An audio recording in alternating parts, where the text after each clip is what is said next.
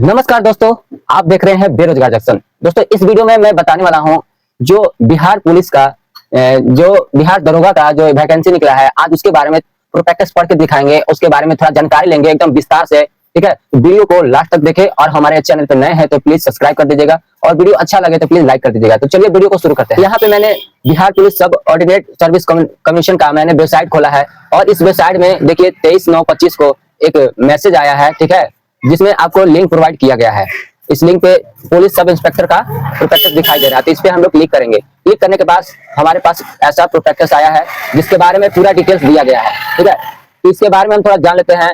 तो हम लोगों को मुख्य बातें जानना यह है कि इसमें आवेदन के लिए क्या क्या जरूरी है, उसमें उम्र सीमा कितना है ना, और हमारे इसमें क्या क्या योगदान रहेंगे, क्या क्या हमारा एप्लीकेशन फॉर्म लगेगा, हम लोग इसके बारे में थोड़ा जान लेते हैं। तो सबसे पहले हम लोग जानेंगे आवेदन के लिए पात्रता, यानी आवेदन के लिए हमें क्या क्या अनिवार्य है। तो यहाँ सबसे पहले बताया गया है कि भारतीय नागरिक होना अनिवार्य है। ठीक है, पुरुष महिला एवं थर्ड जेंडर आवेदन कर सकते हैं। ठीक है, हमारी बातों को ध्यान से सुनते जाइएगा। ठीक है, अगर हमारे चैनल पे बने हैं तो प्लीज आप बातों को अच्छे से सुने, तभी आप फॉर्म अप्लाई करें। ठीक है, अभ्यर्थी के लिए शैक्षणिक योग्यता के बारे में आप क्या क्या डिग्री हासिल किया है उसके बारे में है, कौन सा डिग्री इसमें लगेगा उसके बारे में है। तो दिनांक 1/8/25 तक किसी मान्यता प्राप्त विश्वविद्यालय से स्नातक परीक्षा या राज्य सरकार द्वारा मान्यता प्राप्त उसके समकक्ष परीक्षा उत्तीर्ण होना अनिवार्य है। यानी इसके इनका कहने का मतलब ये है कि आप विश्वविद्यालय से डिग्री लिए हैं, शैक्षणिक प्राप्त किए हैं, तभी आप इस फॉर्म को अप्लाई कर सकते हैं, अन्यथा नहीं कर सकते हैं। ठीक है, उसके बाद आपको उम्र सीमा की गणना के बारे में बता रहा है, जो कि यहाँ पे दिया गया है। उम्र सीमा की गणना दिनांक 1/8/25 के आधार पर की जाएगी, परंतु वैसे विद्यार्थी जो दिनांक 1/8/24 को सरकार द्वारा निर्धारित अधिकतम उम्र सीमा धारित करते हो, वे भी उम्र सीमा के आधार पर आवेदन कर सकते हैं। ठीक है, ये तो बात रहा कि उम्र सीमा पर, लेकिन उम्र कितना है इसके बारे में हम लोग जान लेते हैं। तो कह रहा है तो अभ्यर्थी की उम्र दिनांक 1/8/25 को मैट्रिक अथवा समकक्ष प्रमाण पत्र है ना के अनुसार निम्नतम होगी। यानी कि कहने का मतलब यह है कि आपको मैट्रिक में 1/8/25 तक मैट्रिक होना अनिवार्य है। ठीक है, अनारक्षित यानी कि सामान्य कोटि के पुरुष के लिए न्यूनतम उम्र जो है 20 वर्ष और अधिकतम वर्ष 37 वर्ष तथा महिलाओं के लिए न्यूनतम वर्ष 20 वर्ष और अधिकतम वर्ष 40 वर्ष होना चाहिए। यानी कि कहने का मतलब यह है, अगर आप मेल हो, ठीक है, असामान्य कोटि का हो यानी ओबीसी के हो, तो आपका 20 वर्ष होना अनिवार्य है। यहाँ पे 18 वर्ष नहीं दिया गया है, 19 वर्ष नहीं दिया गया। ठीक है, सबसे पहले यहाँ पे यही देखना होगा, कम उम्र वाले ये फॉर्म ना भरे, मेरे अनुसार तो बेवकूफी होगी। ठीक है, और इसके बाद 20 वर्ष से लेकर के 37 वर्ष के बीच में अगर आते हैं तो आप इस फॉर्म को अप्लाई कर सकते हैं। ठीक है, और वहीं महिलाओं के लिए देखा जाए तो महिलाओं का उम्र 20 वर्ष से अधिकतम 40 वर्ष दिया गया है। ठीक है, और आगे की ओर बात करें तो पिछड़ा वर्ग के जो है और अत्यंत पिछड़ा वर्ग के पुरुष एवं महिलाओं के लिए न्यूनतम आयु 20 से 40 वर्ष दिया गया है। इन लोगों के लिए छूट दिया गया है। और वहीं अनुसूचित जाति एवं अनुसूचित जनजाति के लिए पुरुष एवं महिला तथा थर्ड जेंडर अभ्यर्थियों के लिए न्यूनतम उम्र 20 वर्ष और अधिकतम उम्र 42 वर्ष दिया गया है। ठीक है, और उपरोक्त बिंदु 1, 2, 3 के अभ्यर्थियों की न्यूनतम उम्र आयु की गणना दिनांक 1/8/25 तथा अधिकतम उम्र की गणना 1/8/24 से इसी के आधार पर लिया जाएगा। ठीक है, बिहार के वैसे सरकारी सेवकों को उच्चतर वेतनमान की सेवा संवर्ग में जाने के लिए प्रतियोगिता परीक्षा में भाग लेने हेतु अधिकतम आयु 5 वर्ष की छूट दी जाएगी। ठीक है, अगर ये एग्जाम अगर भाग लेते हैं तो इसमें आपको 5 वर्ष की छूट दिए जाएंगे। ठीक है, असैनिक पदों के लिए है ना, असैनिक पदों के लिए नियुक्ति भूतपूर्व सैनिक जो है उसमें आप अगर किए होंगे तो उसकी आयु के लिए छूट आपको 3 वर्ष के लिए दिया जाएगा। ठीक है, 57 वर्ष से अधिक नहीं होना चाहिए। अभ्यर्थी की उम्र गणना मैट्रिक अथवा समकक्ष परीक्षा के प्रमाण पत्र अंकित जन्म तिथि के आधार पर ही दिए जाएंगे। ठीक है, अभ्यर्थी का शारीरिक मापदंड, अब ये आपको मेन कंटेंट आ रहा है कि आपको क्या क्या इसमें फिजिकली जो होता है हमारा वो क्या क्या चीज है। तो उसमें ऊंचाई है, सीना और वजन के लिए कोई अंक दे नहीं होगा। देखिए यहाँ पे आपको जानकारी होना चाहिए, परंतु विहित अर्हताएं पूरी नहीं करने वाले अभ्यर्थी असफल घोषित हो जाएंगे। इसमें आपको कोई अंक दिया नहीं जाएगा, लेकिन आपको ये करना जरूरी होगा। अगर ये आप नहीं करते हैं तो आप इससे बाहर हो जाइएगा। ठीक है, असफल घोषित कर दिया जाएगा। तो देखिए आपको तो तैयारी करना ही करना पड़ेगा, क्योंकि अंक नहीं है लेकिन फिर भी आपको तैयारी करना पड़ेगा फिजिकली। ऊंचाई के लिए आपको यहाँ पे कहा जा रहा है, तो जो सामान्य कोटि के लोग हैं और पिछड़ा वर्ग के लोग हैं वो पुरुष के लिए आपको न्यूनतम 165 सेंटीमीटर ऊंचाई होनी चाहिए। ठीक है, और अत्यंत वर्ग के और अनुसूचित जनजाति के लिए पुरुष के लिए 160 सेंटीमीटर होना जरूर चाहिए। ठीक है, और सभी वर्गों की महिलाओं के लिए न्यूनतम ऊंचाई 155 सेंटीमीटर होनी चाहिए।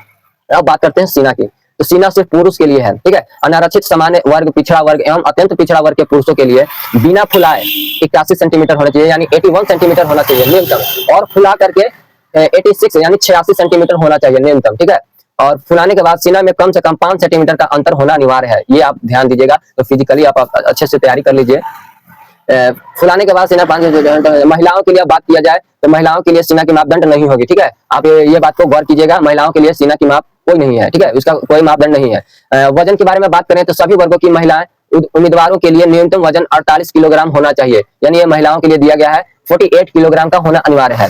और किन्नर, कोठी, हिजड़ा, ट्रांसजेंडर, थर्ड जेंडर, इन सबों के लिए अभ्यर्थियों के लिए शारीरिक मापदंड तथा शारीरिक दक्षता परीक्षा का मापदंड पिछले वर्ग के मापदंड समान, ये सबका सामान्य होंगे, ठीक है। अब बात करते हैं नियुक्ति की प्रक्रिया, यानी कि आप सेलेक्ट कैसे होंगे। तो इसमें आपको लिखित प्रतियोगिता परीक्षा देनी होगी, ठीक है। आवेदन पत्रों के संग्रहण के उपरांत आवेदन पत्रों की संवीक्षा की जाएगी एवं जिन अभ्यर्थियों के आवेदन पत्र सही पाए जाएंगे उनके लिए लिखित प्रतियोगिता परीक्षा का आयोजन किया जाएगा। लिखित परीक्षा 2 चरण में होगी, यथा प्रारंभिक एवं मुख्य परीक्षा, यानी कि आपको यह दी गई है, ठीक है। आवेदन पत्रों के संग्रहण के उपरांत आवेदन पत्रों की समीक्षा की जाएगी एवं जिन अभ्यर्थियों के आवेदन पत्र सही पाए जाएंगे उन्हीं को आपको एग्जाम में बैठने दिया जाएगा और उसमें आपको मौखिक और लिखित दोनों परीक्षाएं होंगी, ठीक है। प्रथम चरण में परीक्षा प्रारंभिक परीक्षा में 200 अंक की होंगी, ठीक है। 200 अंक की एक मात्र होंगी, जो एक पत्र होगा जिसमें आपको प्रश्नों की कुल संख्या 100 यानी 100 होगी, ठीक है। और वो भी उसका जो टाइमिंग है आपको 2 घंटे दिए जाएंगे एग्जाम के लिए, ठीक है। उक्त पत्र में सामान्य ज्ञान एवं मानसिक समसामयिक मुद्दों के संबंधित प्रश्न पूछे जाएंगे, ठीक है। सामान्य ज्ञान यानी जीके जीएस और आपको करंट अफेयर जैसे आपको क्वेश्चन पूछे जाएंगे। इसमें 30% से कम अंक प्राप्त करने वाले अभ्यर्थियों को मुख्य परीक्षा के लिए असफल घोषित, यानी कि जो एग्जाम आप दीजिएगा उसमें आपको 30% से ऊपर ही नंबर लाना होगा, ठीक है। फिर प्रारंभिक परीक्षा में प्राप्त अंकों के आधार पर रिक्त के 20 गुना सफल अभ्यर्थियों का चयन मेधा क्रमानुसार आरक्षण कोटिवार किया जाएगा। मुख्य लिखित परीक्षा हेतु अर्हता प्राप्त अभ्यर्थियों की प्राप्त संख्या में अनुपलब्धता की दशा में उक्त अनुपात उपयुक्त रूप से कम किया जाएगा, ठीक है। विज्ञापन के लिए प्राप्त आवेदनों की संख्या के आधार पर 1 से अधिक पालियों में परीक्षा आयोजित की जा सकती है। बहुस्तरीय बहुप्रशंसनीय परीक्षाओं के मूल्यांकन के लिए सामान्य नॉर्मलाइजेशन और अंकों के ग्रहण है ना, एक बार परसेंटाइल पद्धति यानी कि परसेंटाइल मेथड के अनुसार की जाएगी। तो दोस्तों ये आपको ठीक है बहुस्तरीय सब बहुप्रशंसनीय के आधार पर मूल्यांकन किया जाएगा, ठीक है। द्वितीय चरण में आपको बात करें तो आपको मुख्य परीक्षा होगी। प्रारंभिक परीक्षा में असफल अभ्यर्थियों को मुख्य परीक्षा में सम्मिलित होने का अवसर भी प्रदान किया जाएगा, ठीक है। मुख्य परीक्षा में 2 पत्र होंगे। प्रथम पत्र में आपको 200 अंक का सामान्य हिंदी और 2 घंटे दिए जाएंगे जिसमें 100 प्रश्न होंगे। न्यूनतम आहत 30%, इसमें भी आपको 30% ही दिया जाएगा, ठीक है। और इसमें 30% से कम होगा तो मतलब अयोग्य घोषित कर दिया जाएगा। वही द्वितीय पत्र सामान्य अध्ययन, सामान्य विज्ञान, नागरिक शास्त्र, भारतीय इतिहास, भूगोल, है ना, गणित एवं मानसिक परीक्षा से जांच किए जाएंगे। द्वितीय पत्र पूर्णांक 200 नंबर का होगा जिसमें आपको कुल संख्या 100 होगी एवं परीक्षा अवधि 2 घंटे, इसमें भी आपको 2 घंटे ही दिए जाएंगे, ठीक है। दोनों चरण की परीक्षा में प्रत्येक गलत उत्तर के लिए इसमें भाई कट ऑफ है, कट ऑफ प्रत्येक गलत उत्तर के लिए आपको 0.2 अंक काटा जाएगा। उत्तर पुस्तिका में 2 प्रतियों में होंगी जिसकी एक प्रति आयोग के पास और सुरक्षित रहेगी मतलब रखी जाएगी, ठीक है। मुख्य लिखित परीक्षा के आधार पर रिक्तियों के 6 गुना अभ्यर्थियों का चयन कोटिवार मेधानुसार शारीरिक दक्षता एवं शारीरिक दक्षता परीक्षा के लिए किया जाएगा। अभ्यर्थियों के शारीरिक दक्षता यानी कि इसका कहने के अनुसार है कि 6 गुना आपको कोटिवार मेधा अनुसार दिया जाएगा, ठीक है। इसमें देखते हैं तीसरे चरण में आपको शारीरिक दक्षता दिए जाएंगे, ठीक है, अभ्यर्थियों के लिए। तो इसमें आपको फिजिकली आपको दौड़ है, ठीक है। दौड़ में आपको 1 मील यानी 1.6 किलोमीटर की दौड़ दिए जाएंगे जो कि आपको पार करना होगा 6 मिनट 30 सेकंड में, ठीक है।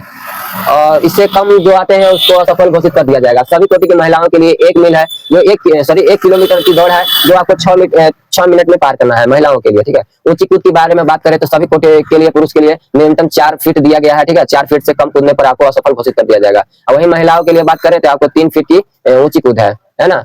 3 फीट से कम कूदने पर आपको असफल घोषित कर दिया जाएगा। लंबी कूद में आपको बात करें तो 12 फीट है, ठीक है। और सभी कोटि महिलाओं के लिए 9 फीट है। और गोला फेंक के लिए सभी कोटि के पुरुष के लिए आपको 16 पाउंड का गोला न्यूनतम होगा और 16 फीट आपको फेंकना पड़ेगा। और वही बात करें आपको कम फेंकने, अगर 16 फीट से कम फेंकते हैं तो उन अभ्यर्थियों को असफल घोषित कर दिया जाएगा। और वही बात करें सभी कोटि महिलाओं के लिए तो 12 पाउंड का गोला रहेगा जिसको आपको 10 फीट फेंकना होगा, ये महिलाओं के लिए है। और बात करते हैं आपको नियत समय यानी पुरुष के लिए 6 मिनट 30 सेकंड की महिलाओं के लिए और 6 मिनट पूरी दौड़ अभ्यर्थी ऊंची कूद, ये सारे में अगर सफल होने के बाद, ठीक है, मेधा सूची एवं नीति की अनुशंसा के अनुसार आपको कोटिवार की तैयारी की जाएगी। उसके बाद आपको रिक्त सामान्य देखिए यहाँ पे दिया हुआ है निरीक्षक पद की रिक्तियों का विवरण यहाँ पे दिया गया है जिसमें आपको आरक्षण कोटि दिया गया है, कुल पद दिया गया है, महिलाओं के लिए शैक्षिक रूप से आरक्षित पद दिए गए हैं।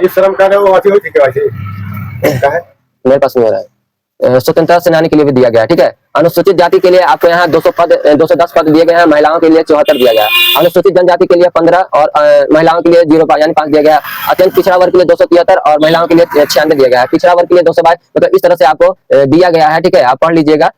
और आरक्षण के लिए आपको यहाँ पे महिलाओं के लिए प्रावधान दिया गया है, आपको इस विस्तार से आप पढ़ लीजिएगा, ठीक है। आज की जानकारी के लिए इतना ही। आपको ऑनलाइन प्रक्रिया अगर करनी होगी तो दोस्तों आपको इस वेबसाइट पे आपको जाना होगा, ठीक है। इस वेबसाइट पे आपको आना होगा और आपको यहाँ से लिंक दिया जाएगा, प्रोवाइड किया जाएगा, तो आप उसके अनुसार आप एप्लीकेशन को अप्लाई कर सकते हैं। तो आज की वीडियो इतना ही, मिलते हैं अगले वीडियो में। जय हिंद, जय भारत।